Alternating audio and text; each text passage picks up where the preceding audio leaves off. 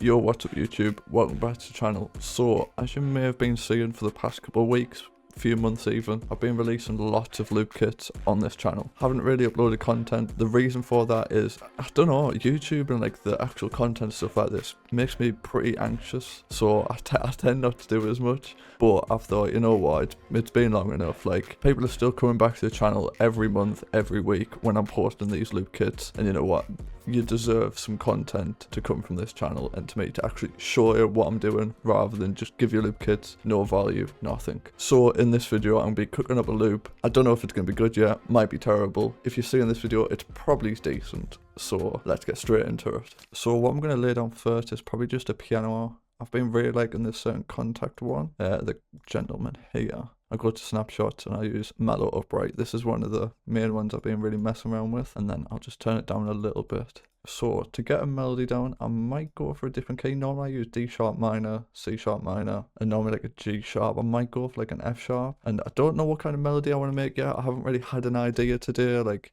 I haven't really had inspiration really. I haven't even made loops in like a week, so I'm gonna just go along with it. I might go for like a simple kind of vibe. So I'm gonna just lay a simple triad down here.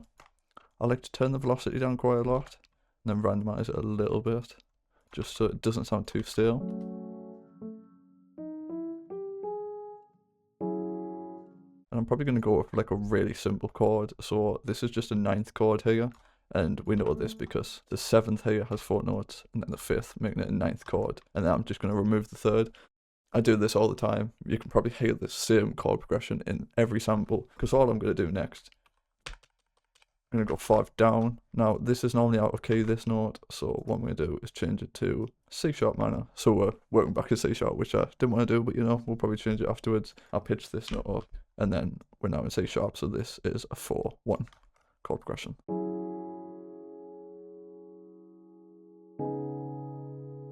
Lower the BPM quite a bit.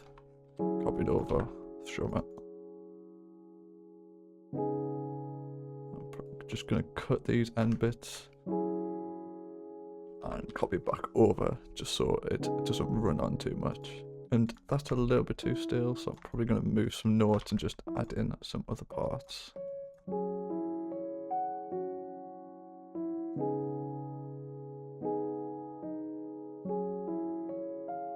Might change this pattern up a little bit just so it flows better.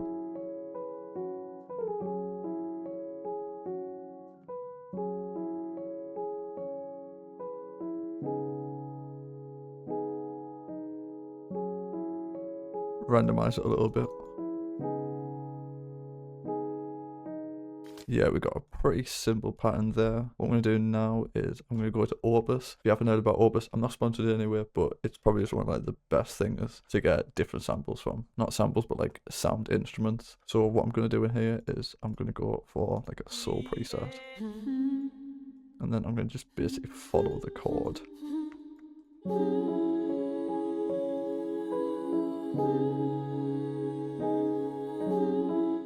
Now the piano's a little bit repetitive on the second part, so I'm probably going to change it up a little bit. And what I might do also under it is just add an E piano, just so it doesn't sound too still. So I'm going to use Crystal's preset here.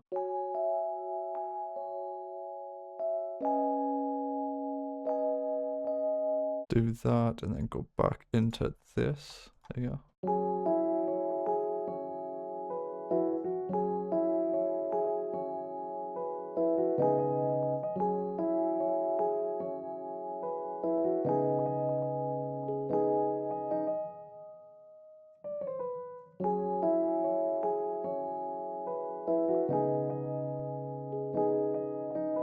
Now, the mix on this is really rough, but I typically like to mix like near enough the end, so I have all the initial ideas down, and then it's much simpler.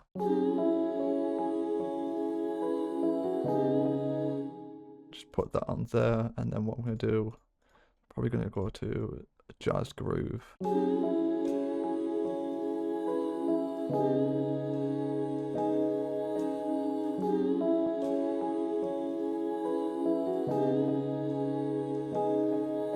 And probably change the ooze a little bit as well.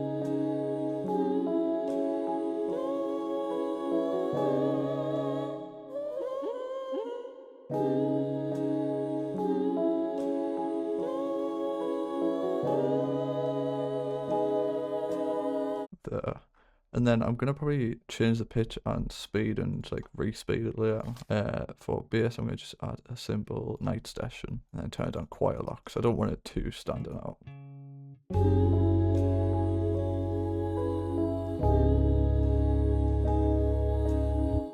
Do that so it continues the same kind of melody, because right up here we have the kind of boom boom pattern, or the pattern. So I'm going to continue that over and just break up the bass just so it has a little bit more rhythm.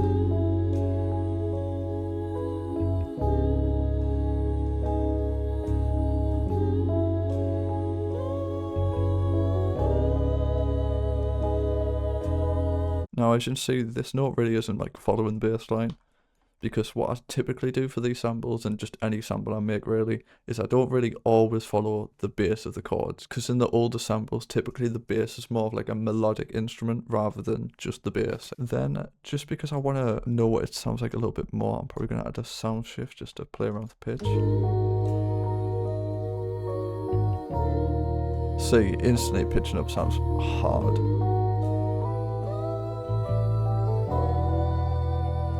Like 2, what about down? Nah, 2 semitones sounds fire. Now I'm going to just turn it off just while I'm making the melody still, because it does add a little bit of delay. But I know now where I want to go with it. So what I'm probably going to do is I'm probably going strings, contact, and I really like session strings too. This is like unreal for these melodies. Now I'm going to add probably one kind of little string in the background. So I'm probably not going to do chords, because as you can see we're already filling quite a lot up. So I'm going to just go root note and stretch it over. Now band itself, it sounds a little bit stupid. So we're going to turn it down, and it's kind of just more of a texture in the background.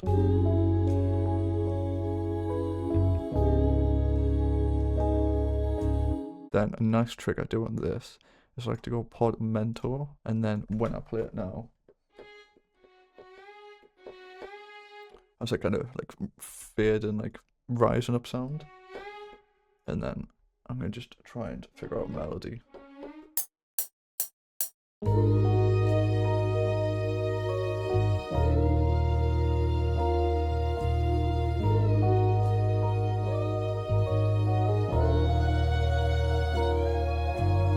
So I like that kind of melody there. I'm going to leave these little notes here, and then I'm going to probably move around this note.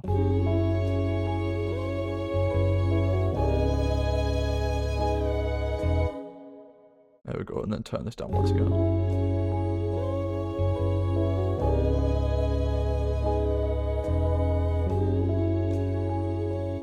And then we've got a nice little simple pattern. Then I'm going to go back into Opus, what I was originally going to do, just find a nice little preset.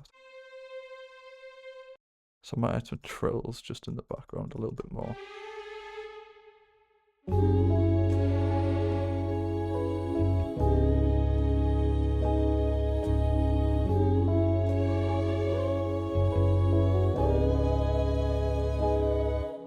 Now what I'm going to do is put this all into this mix channel I have over here, and to get channels over here, just click on any channel you want, and then you go to dock 2, and then you can do right or left and have them over. So I'm going to put this, and this is going to be my sample bus. Then I'm going to just go through and mix the instruments a bit more. So I want this a little bit like kind of more in the background.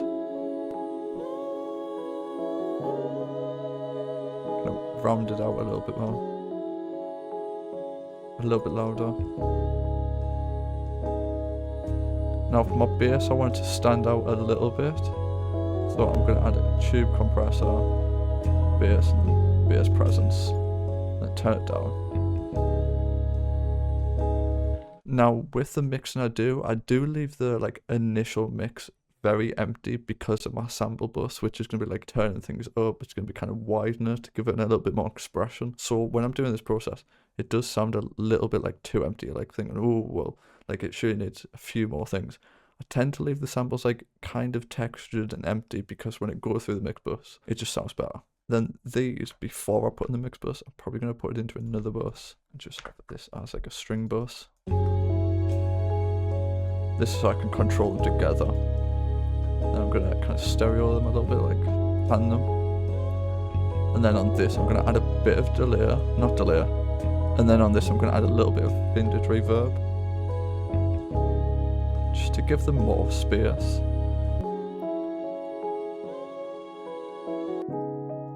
And then also on the piano I'm probably going to add a little bit more as well. So what I'm basically doing with here is just to explain it a little bit better. So I'm basically turning down the pre-delay just so it starts a little bit faster. Mix, I don't want it too high because I don't want too much reverb into it. Decay, I don't want it to last too long. And then low cut, I'm turning this up or down depending on how much low I want in the reverb. Typically, I like to remove quite a lot of lows out of the reverb because I don't want it to clash with the other instruments I have.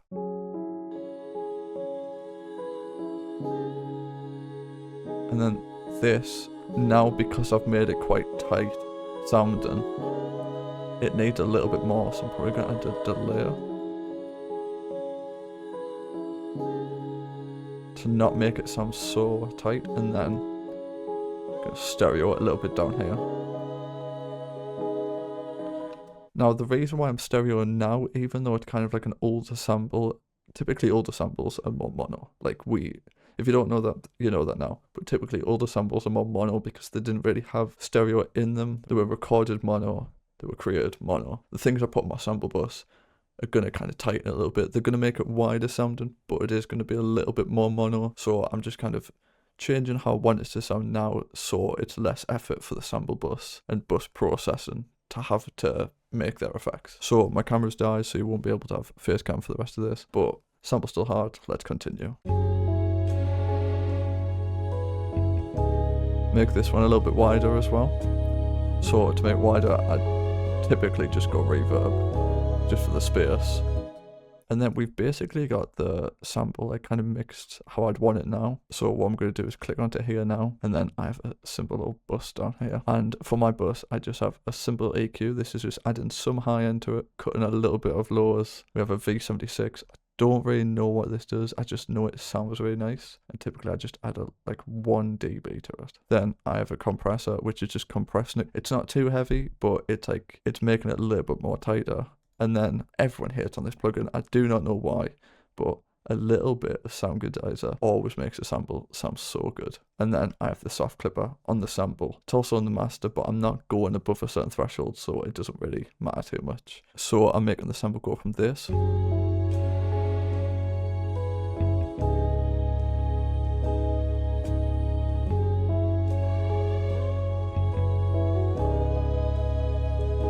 to this. Turn it down a little bit.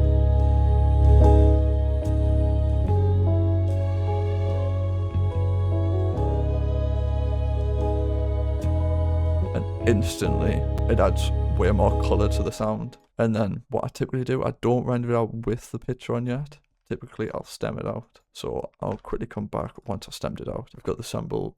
It's really basically stemmed out. I'm not going to change much of the arrangement simply because this is quite a short sample. There's no need really to do that. So for the arrangement, just quickly going through, all I do is I leave a 1 bar gap. I have a hi-hat in the middle. I'm pretty sure Carvey does that. That's where I saw it first from. It just helps the producer to find out where to cut the sample each time. And I've got all the stems laid down here. Then what I like to do personally, because this is a demo of V76, it only lasts 20 minutes. So what I'll do is I'll just arm the master channel here and then press Alt and R just while I'm on the mixed channels, and I'll render this out like this. Then once that is all done, I'll click off that. I have this channel now here, and now this is mixed, and then simply I'll go and add my picture with 2 semitones. So I appreciate you for watching. It's been a long time since I've recorded a video. I'm sorry my camera turned off, but I appreciate you watching. Here's the full sample.